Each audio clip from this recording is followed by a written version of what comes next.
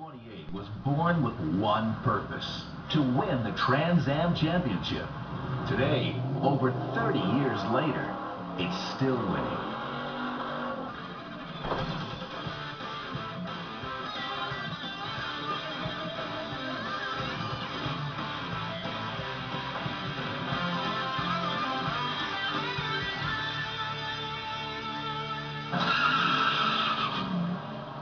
For muscle car fans, the mid-60s were a golden time, propelled by the all-out racing competition between Detroit's automakers. Racing created a parade of cars that every year got faster, handled better, and delivered more pure driving pleasure. By the mid-60s, the car wars were being fought on every front. Buyers could choose from racing full-size cars, lightweight intermediates with massive engines, or the new wave of stylish sporty cars, led by the Mustang. The Chevrolet Camaro came about in response to the overwhelming success of the Ford Mustang. Ford had a tremendous head start. By the time the first Camaro came out in 1967, Ford had already sold over 1 million Mustangs, so they had to play catch-up in a hurry. The Camaro rolled out at the beginning of the 1967 model year. Its styling was in keeping with the long hood, short deck pony car format.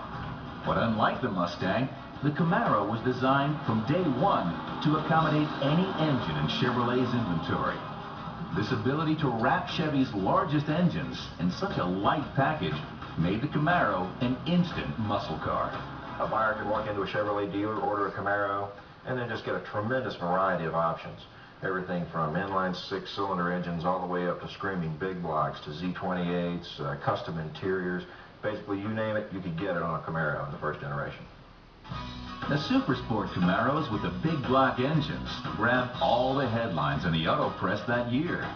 But Chevrolet had something else in mind for the Camaro.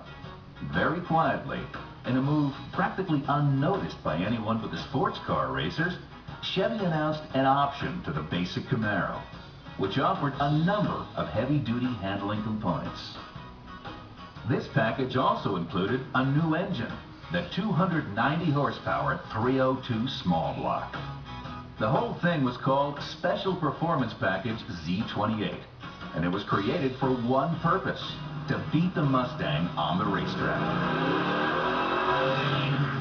The Z28 was more race car than street car. The way it accelerated, cornered, and stopped made it the perfect car to go after the Mustang, which, at the moment, was the class of the field in the newly created Trans Am Racing Series.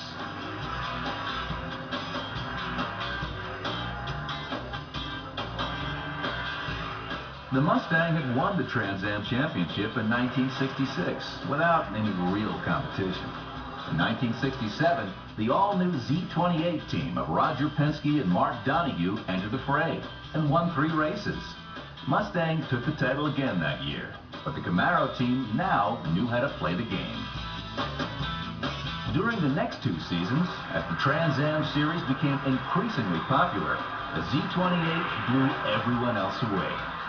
Chevy's little factory race car dominated the series, holding off a huge effort from second-place Ford, and full assaults from Dodge, Plymouth, and American Motors. Meanwhile, out on the streets, the Z28 had been discovered. Muscle car fans were delighted to find a Camaro that sold for slightly more than an SS350, ran the quarter mile within 2/10 of an SS396, and went around corners like a Corvette. It's a pretty neat little car in an era where bigger and bigger blocks were, the norm. It was kind of a throwback, a real sophisticated little small block that ran real high. Today, more than 30 years later, the Z28 is still a great ride. Whether it's on the racetrack or the street, the Z28 gives its drivers the thrill of all-out performance every time they slide in behind the wheel. We'll take you on one of those rides when the American muscle car returns.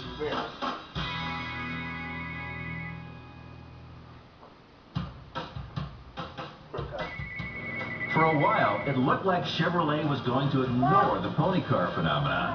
Chevrolet already made American America's best-loved sports car, the Corvette.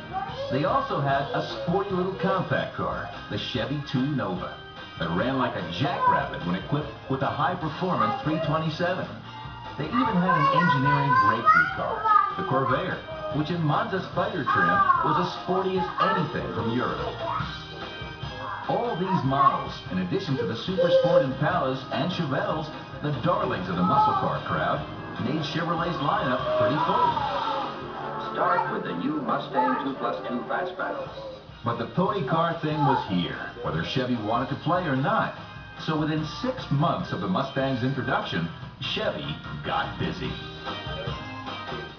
Their design centered around a one-piece unitized body with a separate front subframe, which allowed the engineers to optimize the car's front suspension. And since this front subframe cradled the engine, it was designed so that anything from the 155 horsepower six-cylinder engine to the mighty 450 horsepower 427 could be interchanged, a fact that was immediately apparent to street rodders and racers everywhere. Most noticeable styling elements, like the spoilers and the cowl induction hood and things of that nature, were actually developed by Chevrolet engineering for use on the racetrack. So this is actually a case where the spoilers and the scoops and all those things really come from hardcore engineering to make the car perform better. With all the hoopla surrounding the car's debut, including being chosen as the pace car for the 1967 Indy 500, the Camaro was a high visibility item. Still though, the Mustang was outselling all other pony cars combined. And some people at Chevrolet were convinced that this Trans Am racing thing had something to do with it. So within 2 months of the Camaro's introduction, Chevy's engineers were hard at work making the Camaro not just legal, but competitive in Trans Am racing. Unfortunately, GM's brass frowned upon any kind of factory racing involvement. So, building a factory race car was, to say the least, politically incorrect. General Motors, as a company, was not actively involved in racing. Therefore, all the development work that took place on these cars, and there was a tremendous amount of development work done, was somewhat clandestine. But make no mistake, the idea here was to build as fast a car as possible and outrun Ford on the racetrack. The centerpiece of the Z28 option was the all-new 302 small block. The 302's bore and stroke of 4 inches by 3 inches meant this little engine would be a screamer.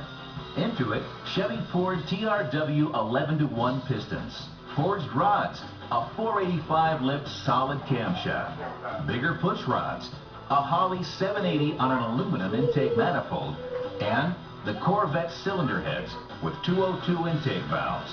The advertised horsepower was 290 at 5,800 RPMs. The 302 engine was actually rated at 290 horsepower by Chevrolet. By the time you put headers on it, open exhaust, the over-the-counter camshaft, some of the other pieces, would actually make 450, 460 horsepower. All these trick high-performance parts were available for a package price of $358. There was another $400 in mandatory options that a buyer had to check off, such as the Muncie M21 close ratio 4-speed trams, quick ratio steering, and power disc brakes. But still, the Z28's bargain basement price was the deal of the century. The first Zs went into production in December 1966. And by the end of 1967, they had made 602 of the little jewels. Out on the track, the Camaro team of Roger Penske and Mark Donohue won 3 races and were very quietly becoming Trans Am's super team. In 1968, Penske, Donohue, and the Camaro would own Trans Am racing. Stay with us as the Camaro takes the gloves off on the American muscle car.